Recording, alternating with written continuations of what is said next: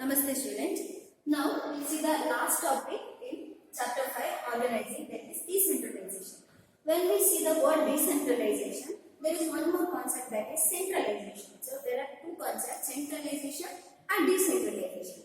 So before going to decentralization, we will see what is centralization.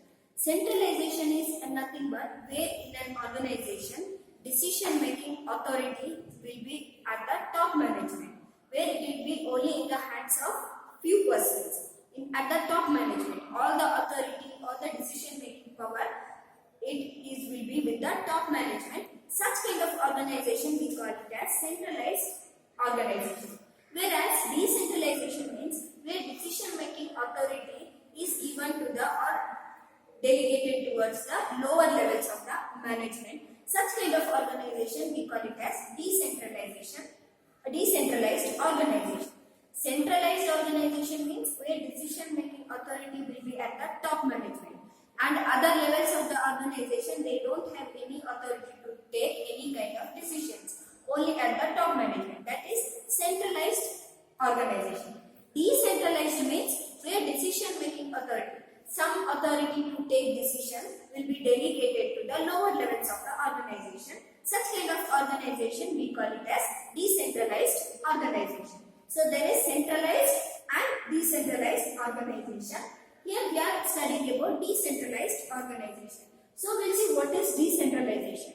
Decentralization, according to Lewis Allen, decentralization refers to systematic effort to delegate to the lowest level all authority except that which can be exercised at central point. Now here also some scope is there or limitations is there, that is except. See, as we know that top management means some authority or some function it has to be exercised by, it should be exercised by top management itself. We cannot delegate all the rights to the lower levels. Only some authority we can delegate it to the lower levels. It might be in order to reduce our burden, or it might be for the reason we can manage that particular unit more effectively. Might be for that purpose. But here decentralization refers to the systematic effort to delegate to the lower levels. Decision making authority, some decision making authority we are delegating to the lower levels or authority except that which can be exercised at the central point. Some authority which it should be exercised only by the top management, that they will retain with the top management, and other authority that they will delegate to the lower levels. Now there are some factors which will affect the decentralization, or some of the things which we need to consider in case of decentralization. Now, there should be a balance between centralization and decentralization. Usually, decentralization, if it is suitable for large organization. Large organization means where a company has many branches, or if it is a multinational company, its head office will be in some other country, and branches will be spread over in case of other countries, like some branches might be in India or some branches might be in some other country. So it is difficult for them to manage. So what they will do, depend upon the branches, they will give that whole and sole responsibility. If one particular company is there, that head office might be at USA, company's head office, or it is a USA based company. So where will be top management? Top management or head office will be at USA, and it has its branches in India, or it might be France, or it might be Italy, or some other country. So what they will do, the branch which they have at India, that responsibility they will give to the Indian company, where it is located, India, it will do that particular branch. And the branch which they have in Italy, that responsibility they will give to Italy itself, that organization itself. So it is, most of the time it is suitable for the large organization, which one? Decentralization. So there should be a balance between centralization and decentralization. That means organization should clearly define that which authority it has to delegate, which authority or which unit it has to make decentralized, and which authority they have to retain with themselves. If an organization is large, it is better to go with decentralized. as I said, if they have many branches around the world, it is better to go with the concept of decentralization rather than the concept of centralization. What happens if they go with the centralization? If it is a large company, there might be a problem of managing the various branches, or they may not communicate properly, or they may not receive information properly which they have to receive, or they cannot give proper feedback which they have to give. Then last one here, organization has to decide which has to delegate, which cannot. This is the same thing which they have to delegate. In case of decentralization, some they have to retain with themselves. Some factors or some decision it has to be taken by the top management. That has to be retained with the top management, and the rest they can delegate to the lower levels of the organization. Now next we will see what are the importance of decentralization.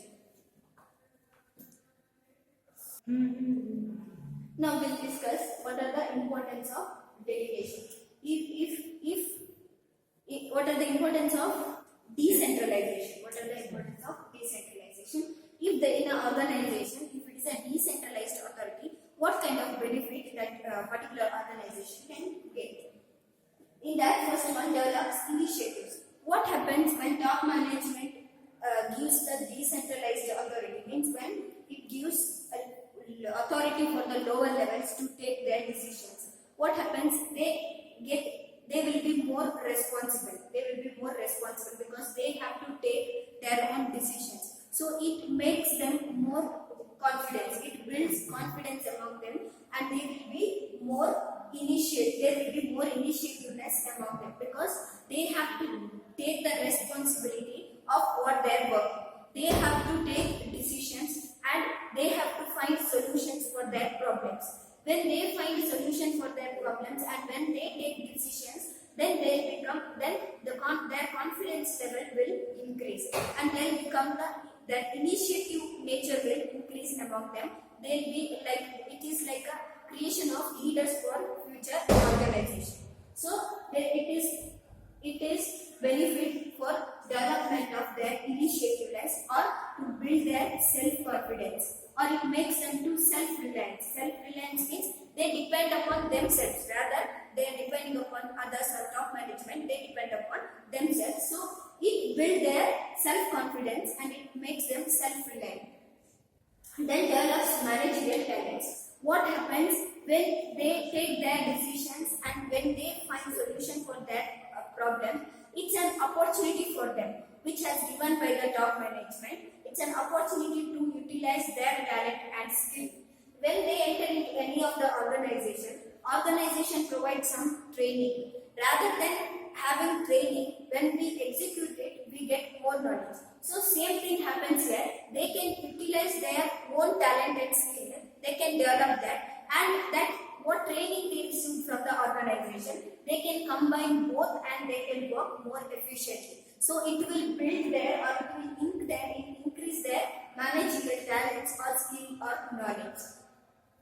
Then third one, quick decision making. Yes, when it compared to the centralization authority, in case of decentralization, quick decision making. For example, we have that, as I said, there will be different branches spread over the countries or spread over the different regions of the country.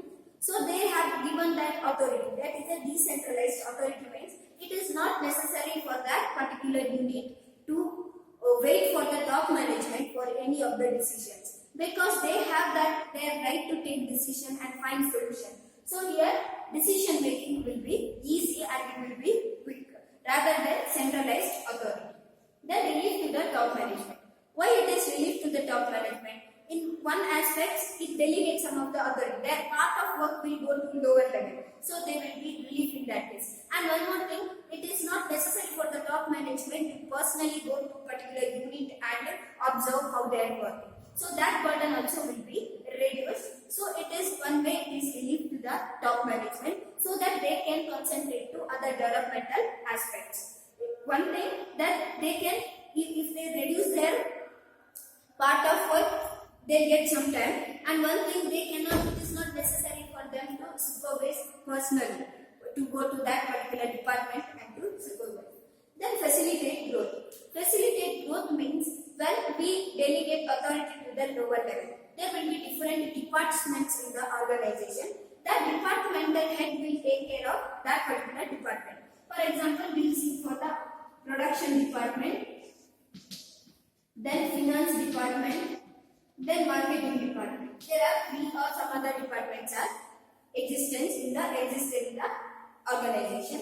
And here top management has given the authority of production department to the production head. Here for the finance department head and here marketing department head. So when they have given a right to, or when they decentralized that particular authority means, then this head will be the whole and sole responsible for this particular unit or department. So what happens?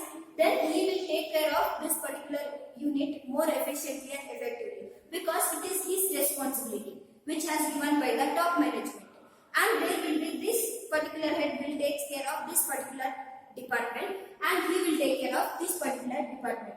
They will be very conscious about their particular department, their performance and their productivity and profit, because ultimately they are the answerable person for the top management. So there among them their competition level will increase. When competition increases, their efficiency also increases. So it facilitate at the end facilitate for the growth of the organization. When sense of competition built among the or between the department, it contributes to the growth of the department.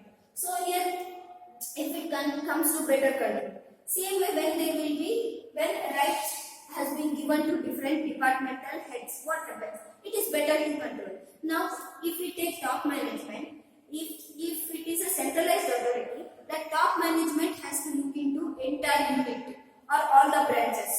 But in this case, if it is a decentralized authority, it is not necessary for the top management to supervise all the units. This particular unit he will supervise and he will manage.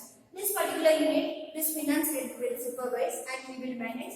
This particular department he will manage. So here controlling is very easy. Not very easy in the sense compared to centralized authority. In case of decentralized authority, controlling is easy because there will be their departmental heads are held responsible. So they will control their particular unit. So this work is also easy compared to top management. Top management rather controlling all the units, if they delegate that authority to particular heads, it is easy to control. So these are the importance of decentralization.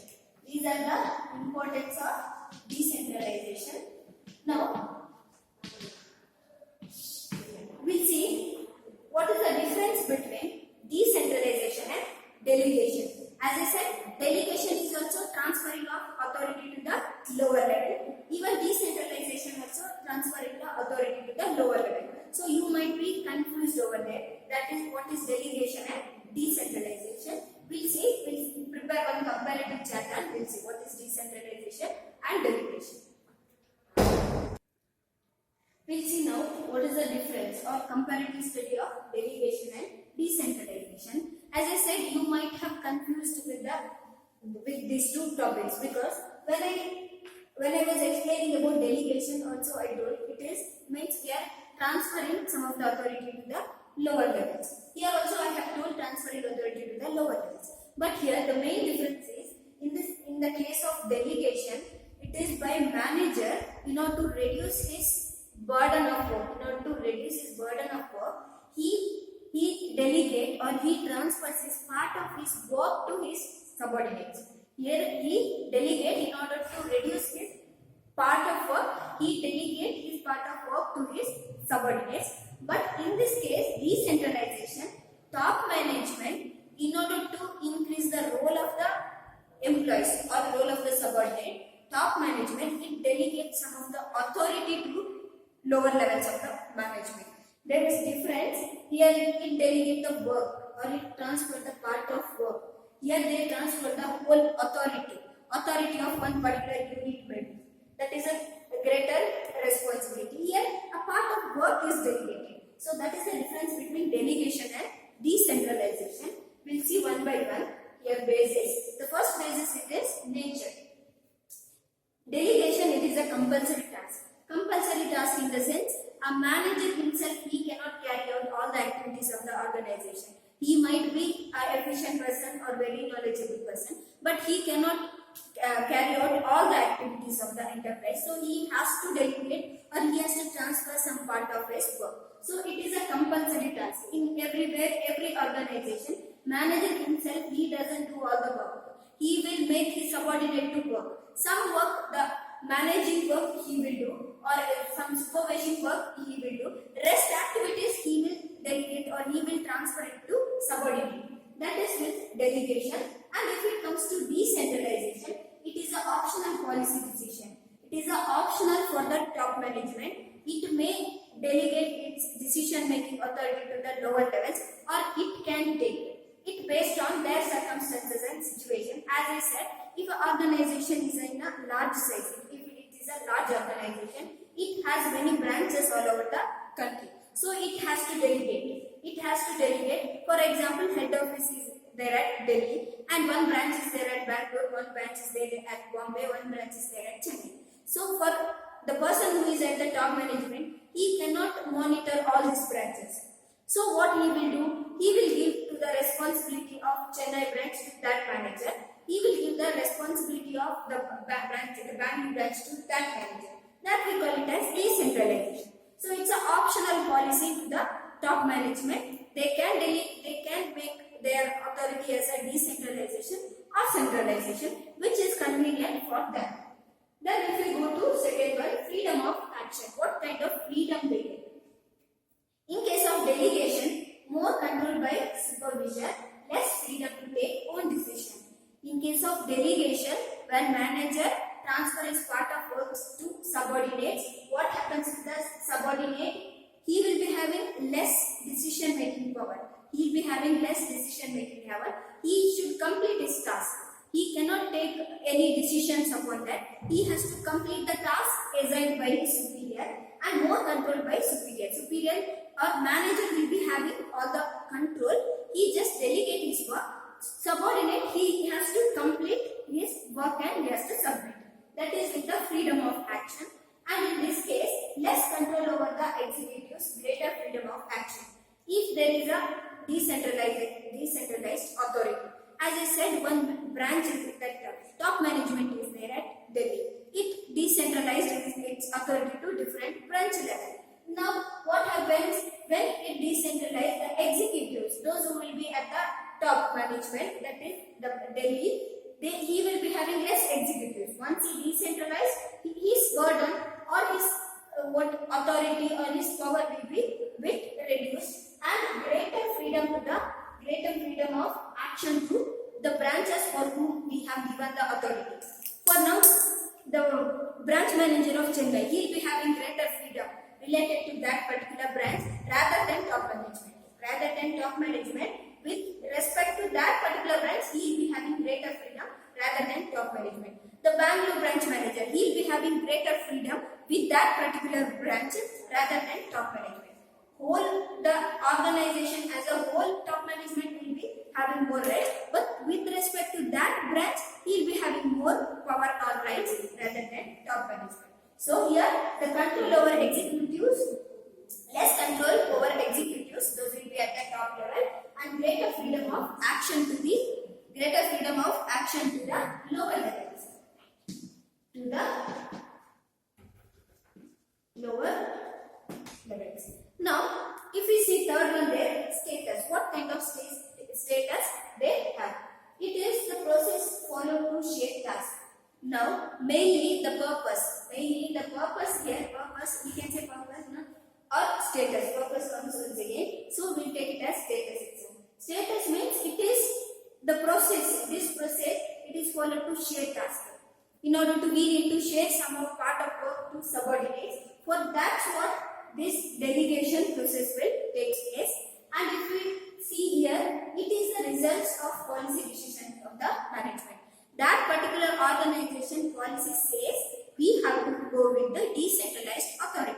So that they are going with the decentralized authority. It arises from the policy of that particular organization.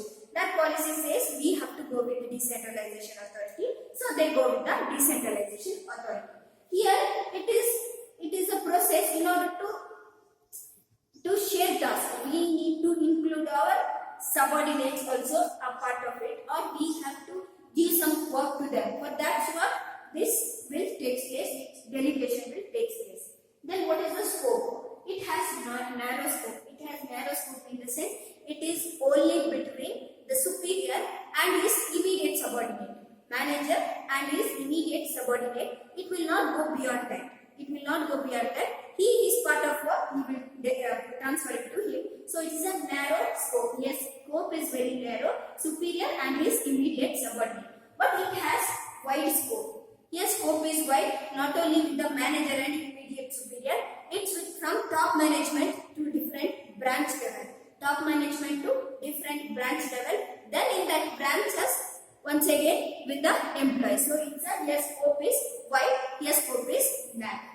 Then if it comes to the purpose, here we need to reduce the burden of the manager. So what is the purpose to reduce the burden of the manager?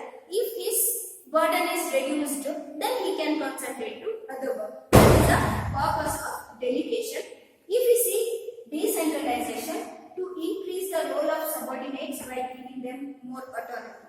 Here to increase the role of subordinates by giving them more freedom. More autonomy is nothing but more freedom. For that purpose, they go for a decentralization. Here, to reduce the burden, they go for delegation. With this topic, we ended with the fifth chapter, that is organizing. So this is the last topic, that is delegation and decentralization. So in this particular chapter, we studied about what do you mean by organizing, what are the steps to be followed in the process of organizing. Then we studied what are the importance of organizing. Then we studied about the types of structure, that is functional structure and divisional structure. Then we studied the formal and informal organization. Then in today's session, we studied that is delegation and what is the importance of delegation. Then what are the elements of delegation, and lastly with the decentralization, that is centralization and decentralization. So these are the chapters which we covered in this particular chapter called organizing. So next you will get the chapter called staffing, that we'll see in the next session.